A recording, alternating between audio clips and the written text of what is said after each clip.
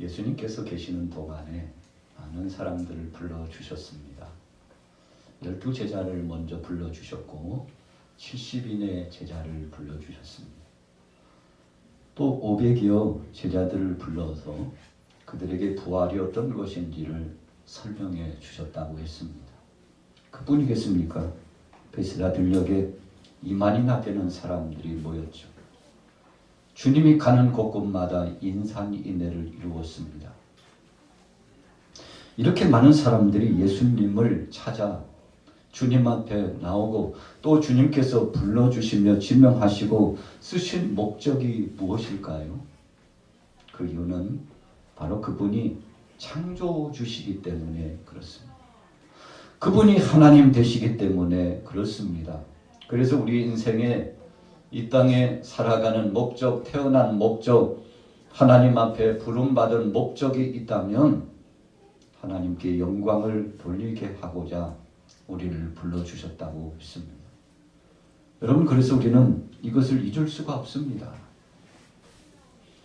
오늘 예배자로 나온 것도 주님 앞에 영광 돌리고자, 하나님 뜻대로 살아가고자, 주님의 그 놀라운 은혜에 감사하고 감격하며 하나님을 기쁘시게 하고자 우리가 부름을 받았다는 것입니다. 우리 같이 따라해 보겠습니다. 하나님께 지명받았습니다. 여러분, 지명받았어요. 꼭 집어서 부름받았다는 의미입니다. 요즘 선거철이 돼가지고 이제 대통령 선거할 수 있는 투표일이 며칠 남지 않았어요.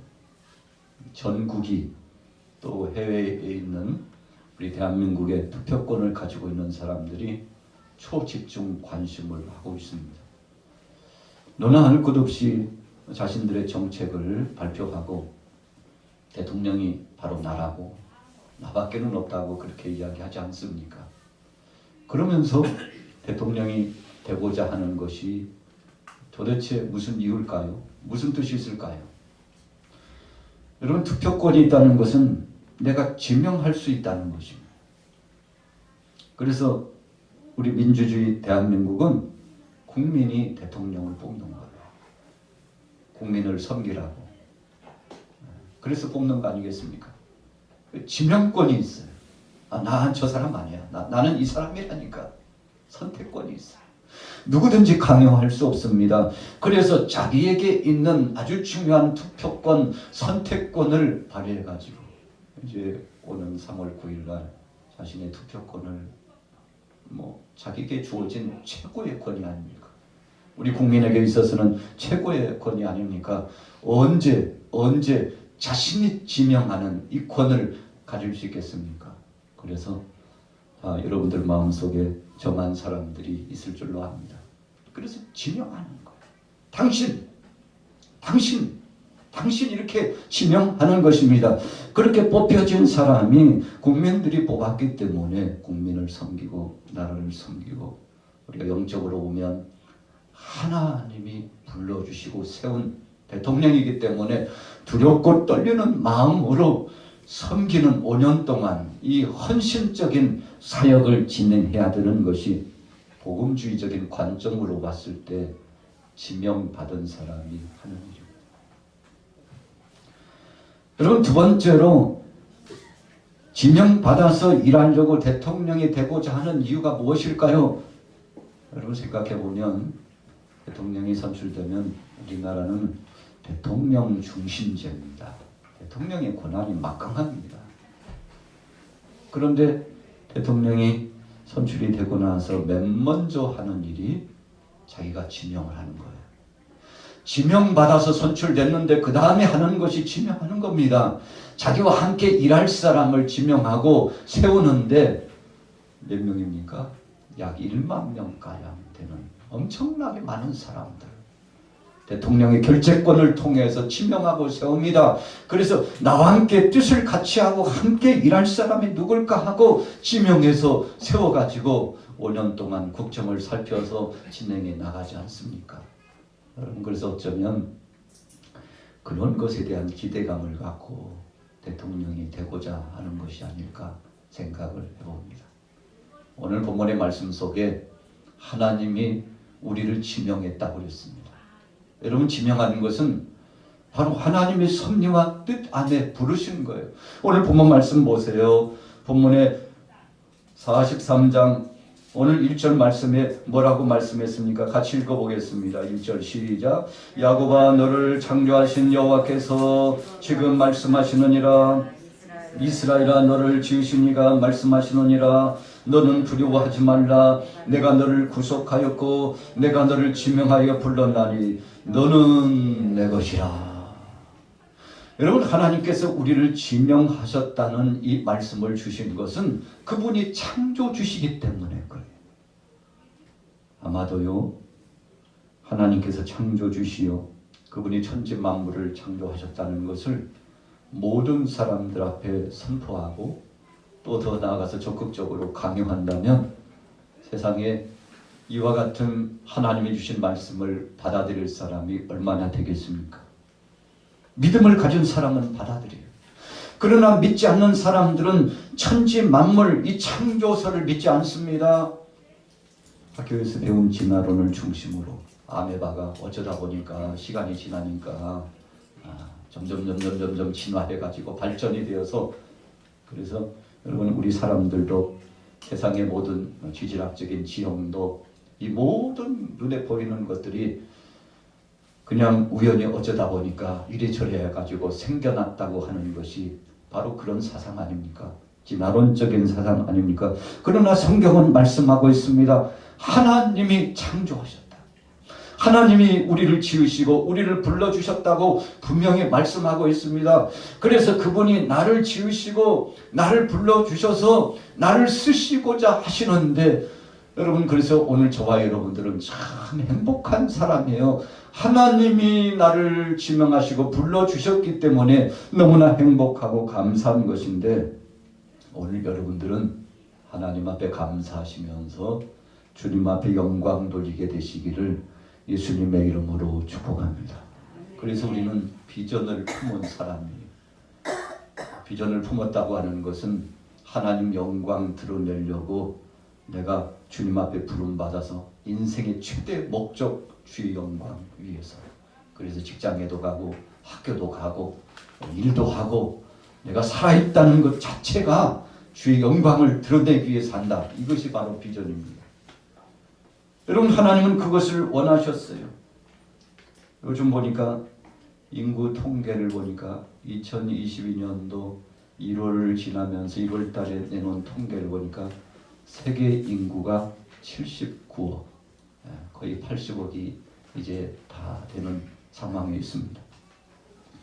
그 중에 인구 분포를 보면 중국이 14억이에요. 인도가 13억입니다. 미국이 3억이고 인도네시아가 2억입니다. 파키스탄이 2억이에요. 억 소리를 내는 나라가 그렇게 많지는 않아요. 그런데 세계 인구의 중요한 이 확률 프레티지를요 몇 나라가 차지하고 있다는 사실에 깜짝 놀라죠. 그래서 요즘에 강대국이 누구냐라고 했을 때 요즘은 이제 인구 비례가 매우 중요하답니다. 그래서 강대국 반열에 들려면 인구 증가가 있어야 된다, 이렇게 보는 것이 아주 중요한 포인트인데, 우리 대한민국은 보니까 5,100만 5,000을 약간 넘고 있습니다. 여러분, 이와 같이 무수한 많은 사람 중에 하나님께서 저를 불러주시고 여러분들을 불러주셨다는 사실을 생각해 보면 너무나 감사한데, 여러분, 주의 영광을 위해서 어떻게 일할 것입니까? 불러주신 것에 감사하면서 무슨 일을 할 것입니까? 여러분, 일상적으로 직업군을 가지고서 또 일상적으로 가정을 이루면서 살아가는 평범한 생활은 누구나 똑같이 하는 것입니다. 그러나 우리 크리스찬들이 다른 것은, 믿음의 사람들이 세상 사람들과 다른 이유는 주님이 나를 지명하셨음을 알고 주의 영광을 위하여 헌신하는 시간을 더 많이 올려드리는 것입니다.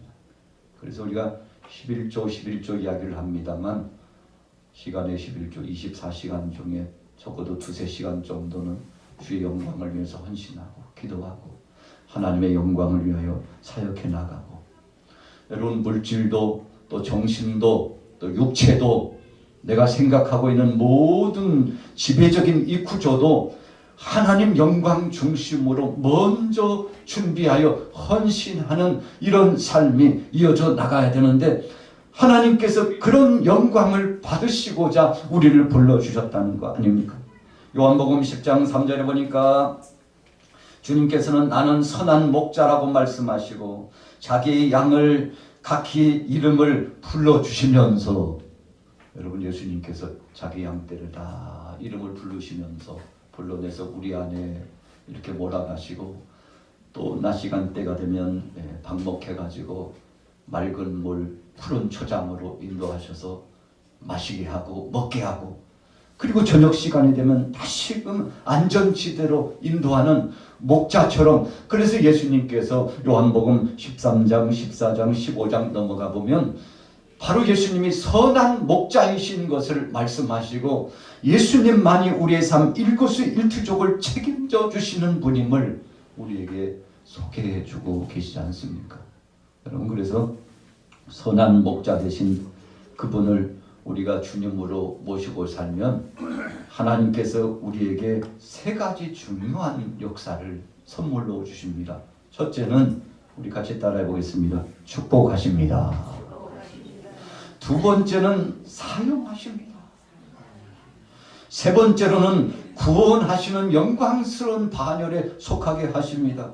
여러분 하나님은 축복하시고 사용해 주시고 구원해 주시는데 역으로 말씀드리면 우리를 구원하시고 그리고 일을 맡기셔서 사명을 감당하게 하시고 충성한 자들에게는 이 모양 저 모양 복을 더하여 주시는데 여러분 그래서 오늘 저나 여러분들은 행복한 사람들 아닙니까? 너무나 행복한 사람들입니다. 이사야 41장 9절 10절에 보세요. 내가 땅 끝에서부터 너를 붙들며 땅 모퉁이에서부터 너를 부르고 내게 이르기를 너는 나의 종이라 내가 너를 택하고 싫어하여 버리지 아니하였다 하였노라. 두려워하지 말라. 내가 너와 함께함이라. 놀라지 말라. 나는 네 하나님이 됨이니라. 내가 너를 굳세게 하리라. 참으로 너를 도와주리라. 참으로 의로운 오른손으로 내가 너를 붙들어 주리라. 여러분 주님이 주신 선물입니다. 우리를 지명하시고 부르시고 끝나신 분이 아니에요. 일을 맡겨주셔서 주의 영광을 위해서 헌신하게 하시고 그리고 거기서 종착역이라고 말씀하시지 않고 다시금 수고하고 헌신한 자들을 영생 복락으로 인도해 주시는데 여러분 그 하나님이 너무나 감사한 거 아니겠습니까? 예레미야 1장 5절에 보니까 내가 너를 모태에 짓기 전에 너를 알았고 네가 배에서 나오기 전에 너를 성별하였고 너를 여러 나라의 선지자로 세웠노라. 여러분 태아가 어머니 뱃속에 있을 때는 그건 뭐 생명체라고 볼 수 없다 이렇게 생각하는 사람들이 굉장히 많아요. 밖에 나와야지 세상에 나와야 생명체고 대우받는 것이지 어머니 뱃속에 있을 때는 우리 마음대로 할 수 있는 거 아니야? 그렇게 생각해서요. 어린아이들을 뱃속에 있을 때 죽이기도 하는 이것이 바로 살인이라고 하나님은 말씀하고 있는 거 아니겠습니까?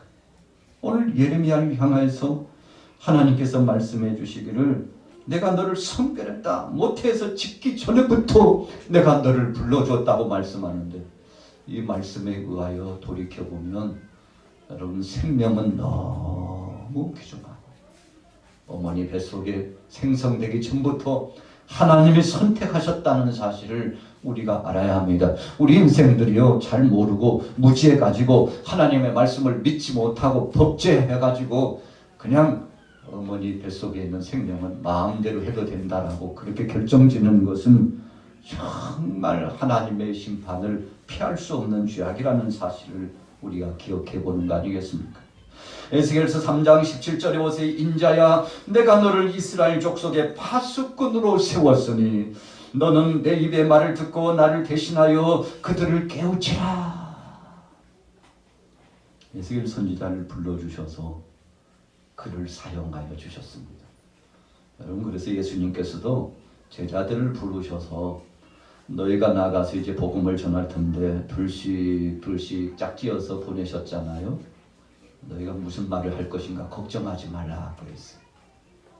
너희가 무슨 말을 해야 될 것인지 그 말까지도 성령께서 너희를 도와주고 아버지께서 너에게 무슨 말 할 것인지 다 여호와 이래 예비해 주시라고 말씀했는데 제자들이 아직 체험이 없잖아요. 그래서 예수님께서 초입 단계에 파송하는 제자들에게 그 전대 내려놓고 가. 전대를 내려놓고 가라고 했어요.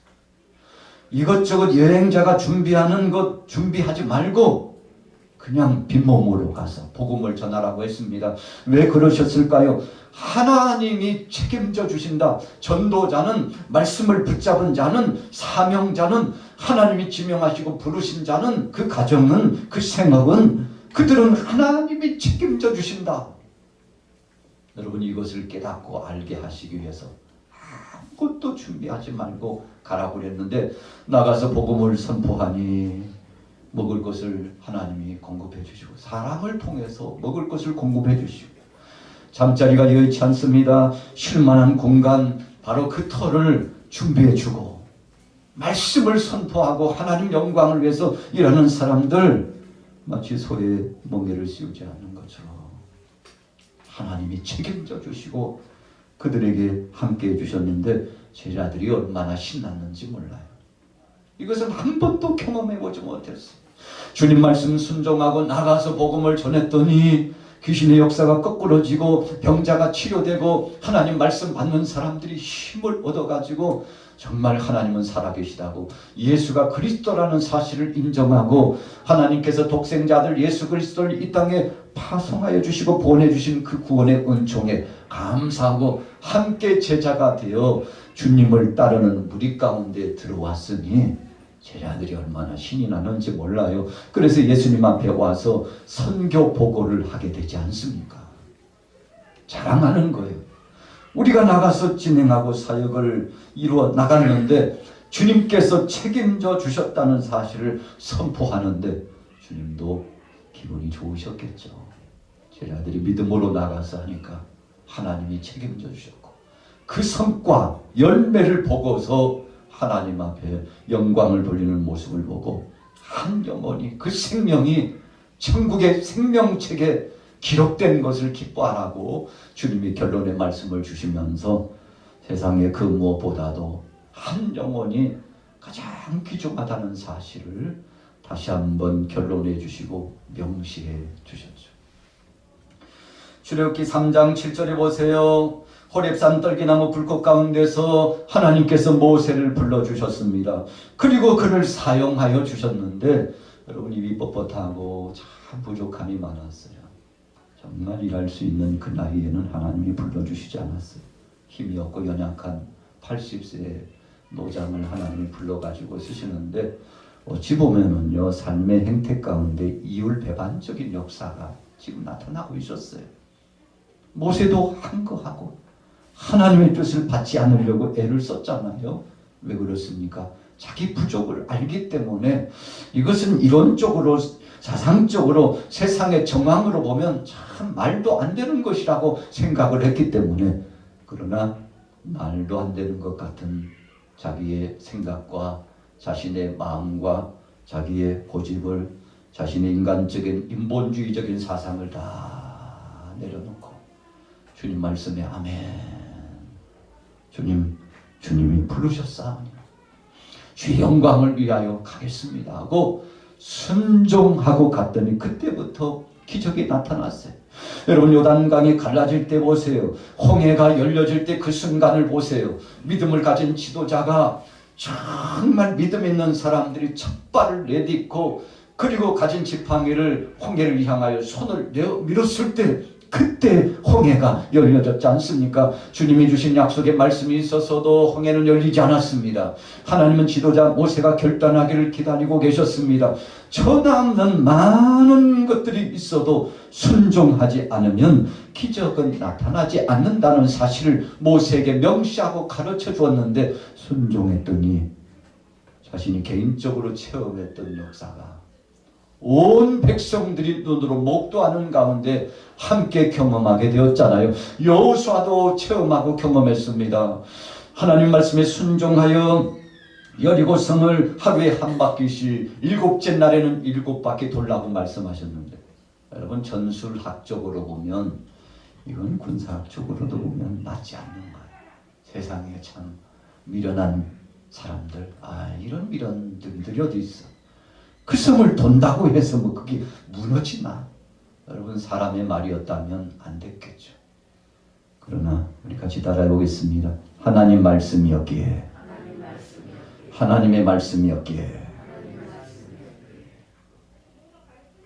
사람의 말이라면 여러분 참 낭패를 당했을지 몰라요. 하나님의 말씀이었기 때문에 순종했어요. 그분이 지시하시고 인도하시는 말씀이었기 때문에 여호수아가 순종하고 제사장을 비롯한 모든 백성들이 나아가서 함께 여리고성을 돌면서 믿음으로 침묵을 지키면서 하나님이 주신 이 비전과 명제 외에는 아무 이야기도 하지 마요. 여러분 왜 침묵하도록 말씀하셨습니까? 사람들의 말이 오가면 그 구전을 통해서 하나님의 말씀의 능력과 그 지시하신 비전이 삭감되고 때로는 땅에 짓밟힐 수 있는 위험한 상황이 조성되기 때문에 침묵하라고 한 겁니다. 그래서 한 주 동안 침묵하고 믿음으로 나갔더니 마지막 날에 7바퀴를 돌고서 말씀대로 순종하여 소리를 질렀는데 여리고성이 무너졌잖아요. 여러분 그 속에 지혜가 있습니다. 하나님이 어떻게 역사를 진행하시고 하나님께서 어떻게 위대한 성업을 이루게 하시는지 아주 뚜렷한 의미가 부여되지 않습니까? 사무엘상 3장 7절에 보세요. 사무엘이 아직 여호와를 알지 못하고 여호와의 말씀도 아직 그에게 나타나지 아니한 때라. 여호와께서 세 번째 사무엘을 부르시는지라. 여호와께서 사무엘에게 이르시되 보라 내가 이스라엘 중에 한 일을 행하리니, 한 일을 행하리니. 하나님이 하신대요. 그것을 듣는 자마다 두 귀가 울리리라. 여러분 두 귀가 울렸다는 것은 놀라운 능력의 역사가 나타나고 그것도 놀랄만한 영광스러운 역사가 진행된다는 것을 의미합니다. 정말 깜짝 놀랄 일이 생겨났죠. 누구를 통했습니까? 사무엘 선지자를 통해서 하나님이 역사하셨는데, 여러분 그가 어려서부터 성전에서 하나님 영광을 위해서 살아가더니 그의 생의 삶을 책임져 주시지 않았습니까? 오늘 여러분들은 주님이 나를 부르셨음을 정말 인정하고 믿음으로 받고 계십니까? 그리고 그분이 지명하시고 그분이 원하시는 일을 순종하고 나가고 있습니까? 그분이 나를 쓰시고자 할 때 정말 따지지 않고 묻지 않고 아멘하고 있습니까? 그분이 나를 부르셨다는 사실을 인정하고 신앙 고백하면서 신앙의 정체성을 회복하고 주님 앞에 영광 돌리며 순응하여 나가고 있습니까? 여러분 그렇다면 정말 그런 믿음의 사람들은 하나님이 책임져 주실 줄로 믿습니다. 두려워하지 않는 복을 더하여 주셨다고 그랬습니다. 현대를 살아가는 시대는 공포의 시대가 계속 몰아쳐가고 있습니다. 여러분 전쟁 때문에 세계가 참 어수선하고 시끄러워요. 그래서 그 욕심을 채우고자 참 해서는 안 될 일들을 많이 자행하고 있지 않습니까? 그래서 이 전쟁 때문에 두려워요. 또 감염병 때문에 두려워요. 알 수 없는 질병이 찾아와서 두려워요. 그래서 앞으로는 뭐 주기적으로 이렇게 계속 나온다고 그러지 않습니까? 5년 늦으면 10년 안에 또 다른 질병이. 여러분 그래서 인류의 역사는 이 질병, 감염병하고의 싸움이다 해도 과언이 아니에요. 요한계시록에 그래서 오죽했으면 하나님께서 천국에 대해서 말씀하실 때 거기는 사망이 없고 아픈 것이 없고 눈물 흘릴 일이 없고 그렇게 말씀하잖아요. 여러분 하나님께서 이런 역사들을 정말 두려워할 수밖에 없는 상황들을 우리 인생의 여정 가운데 이렇게 영향력으로 나타내 주시는 이유가 있어요. 그것이 도대체 무슨 이유라고 생각합니까? 왜 하나님께서 그냥 내버려 두지 않고 우리가 살아가는 이 날수 동안에 참 별의별 일들을 다 경험하게 하는 것입니까? 세상을 바라보면서 여러분, 우리가 정말 감당할 수 없는 일들이 많이 나타나는데 이런 일들이 끊이지 않고 지속되는 것이 무엇입니까? 우리 다음에 보겠습니다. 이 세상은 나그네 인생임을. 여러분, 이 세상이 나그네 인생임을 알게 하고자 그러시는 것입니다. 그래서 아픈 것이 더 나지 않아요. 눈물 흘릴 일이 더 나지 않아요. 이 사망 권세가 우리를 붙잡고 놓지 않으려고 합니다. 그래서 예수님께서 십자가에 못 박여 죽으시고 우리를 위하여 고통당하시고 대신 죽으셨는데, 그래서 예수님은 사흘이 지나는 동안에 땅속에 있을 수 없으셨습니다. 부활하셨죠. 왜 부활하셨습니까? 주님이 오신 목적이 사망 권세를 짊어지시고 대신 대속제물이 되신 다음에 그걸로 끝났다면요, 우리는 소망 없는 사람입니다. 바울이 고백한 것처럼 세상에 부활이 없다면 우리 그리스도인들이 가장 불쌍한 자다. 여러분, 부활이 없어서 그런 겁니까? 자신이 있기 때문에, 너무 감사하기 때문에. 여러분, 이 세상은 나그네 인생이에요. 성경에서도 강건해봤자 7, 80이라고 그랬어요. 현재 요즘 보니까 평균 수명이 81세로 나오더라고요. 저나 여러분들이나 평균 수명을 살아가는 거 아닙니까? 100세 전후에서 다 하나님 앞에 부름받는다는 사실입니다. 여러분, 짧은 인생을 살아가요. 나그네 인생인데, 그러나 하나님이 나를 부르셨음을 감사하고 주님이 주신 시간표 속에 주의 영광을 위해서 살아가도록 이 두려움을 떨칠 수 있는 믿음을 주시겠다고 약속하셨습니다. 로마서 8장 35절에 오세 누가 우리를 그리스도의 사랑에서 끊으리요, 환난이나 곤고나 박해나 기근이나 적신이나 위험이나 칼이랴 그랬어요. 여러분, 그래서 우리는 늘 두려운 모습을 안고 살아가지만, 우리 믿음의 사람들이 두려워하지 않는 것은 생명은 하나님이 주관하심을 알기 때문에 믿음으로 살아가는데, 이번 한 주간도 믿음으로 승리하기를 예수님의 이름으로 축복합니다. 시편 139편에 보세요. 하나님은 우리의 모든 것을 아시되 모르는 것이 하나도 없다고 했습니다. 다 감찰하시고 헤아리신데요, 오늘 여러분들이 정말 모든 것을 주님 앞에 맡기고서 믿음으로 승리하게 되기를 예수님의 이름으로 축원합니다. 물 가운데 갈지라도, 불 가운데 갈지라도 불이 사르지 못하고 물이 넘쳐나므로 우리를 해하지 못한다고 그렇게 주님 약속해 주셨는데, 여러분, 성경의 홍해의 역사와 요단강의 역사를 통해서 또 사드락과 메삭과 아벳느고가 그 위급함 속에서도 하나님의 보호하심을 받은 것처럼 하나님께서 책임져 주시겠다고 했는데, 오늘 이 믿음을 가지고 주님이 오시는 그날까지 승리하기를 예수님의 이름으로 축복합니다. 시편 50편 15절에 결론합니다. 환난 날에 나를 부르라.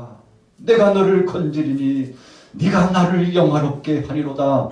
여러분, 오늘 여러분들 주님 앞에 지명받은 사람들인데 주 영광을 위하여 살아가시고 장차 주님 앞에 다 가게 될 겁니다.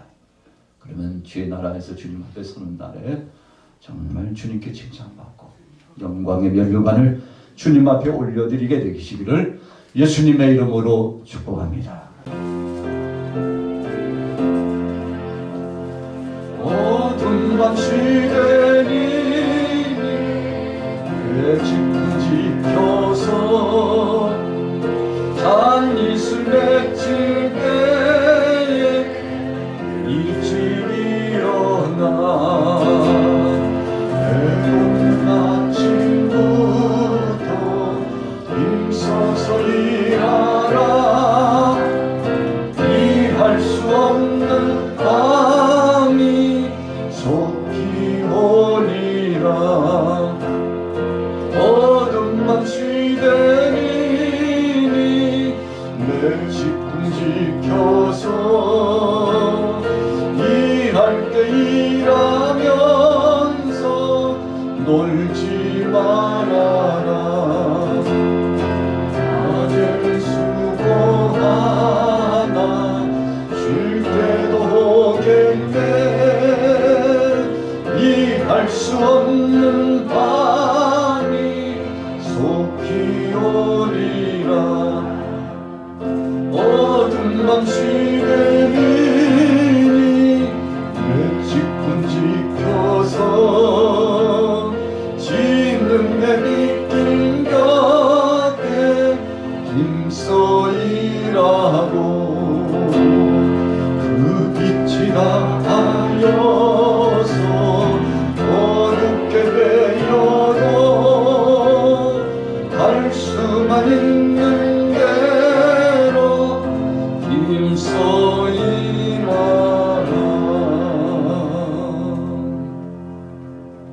시간 주악에 맞추어서 결단하면서 기도합시다.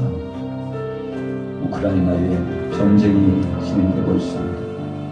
인간의 욕심 때문에 많은 사람들이 피해를 당하고 고통당하고 있는데 주님 빨리 전쟁을 종식시켜 달라고 기도하시고, 또 세계 국제 정세 모든 정황이 많이 어렵습니다. 그러나 주님 긍휼히 여겨 주셔서 이겨나갈 수 있도록 역사해 달라고, 또 이제 대선을 앞두고 있습니다. 위해서 기도하시고, 오늘 이 말씀 붙잡고 주님이 나를 지명해 불렀음을 감사하고 승리하게 해서 우리 주를 청하고 부르짖어 기도합니다. 주여, 살아계신 아버지 하나님 감사합니다. 전쟁이 이어나가지 않도록 주님이 막아주옵소서. 아버지 하나님, 우크라이나에 복음을 붙잡은 크리스천들 만나주시고, 그 지경에 있는 믿음의 형제 자매들을 보호하여 주옵소서. 불쌍한 저들을 하나님 긍휼히 여겨 주옵소서. 하나님을 두려워하는 자 되게 하옵소서. 반드시 심판이 있다는 사실을 알고 힘을 가진 정치가들이 두려워하게 하여 주옵소서. 두려워하게 하여 주옵소서. 하나님 역사하여 주시옵소서. 오늘도 하나님 이 시대를 살아가면서 믿음으로 승리하기를 원합니다. 우리 양마온 교우들이 나라의 민족을 위해서다 대선을 앞두면서 기도합니다. 하나님이 정하신 자 세워지기를 원합니다. 하나님을 두려워하는 자 세워지기를 원합니다. 하나님 뜻가운데서 국민들을 위하여 정말 참신한 마음을 가지고 헌신할 사람 선출될 수 있도록 우리 주님이 역사하여 주옵시고, 성령님 함께하여 주옵소서. 이 나라를 불쌍히 여겨 주옵소서. 북한 땅에도 중국 땅에도 지하의 교회에서 신음하는 성도들을 하나님 긍휼히 여겨 주옵소서. 아프가니스탄에서 또 세계 도처에서 우크라이나에서 믿음을 사수하고 주님 뜻대로 살고자 소원하는 크리스찬들을 지키시며 호위하여 주옵소서. 하나님 오늘 사랑하는 성도들을 복 주시옵소서.